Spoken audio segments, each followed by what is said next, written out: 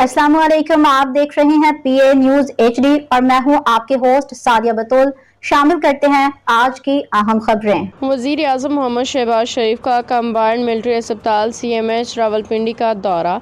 वज़ीर आज़म ने मार्का हक ऑपरेशन बुनियानुल मरसूस में ज़ख्मी जवानों और शहरियों की खैरियत दरियाफ्त की।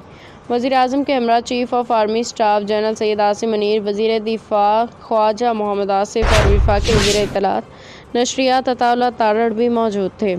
वज़ीर आज़म पाकिस्तान ने ज़ख्मी जवानों के मार्का हक के दौरान बेमिसाल बहादुरी, अज़म और फ़र्द शनासी को सराहा। जिस तरह वाज पाकिस्तान और पूरी कौम ने ये जंग लड़ी, इसकी मिसाल कहीं नहीं मिलती।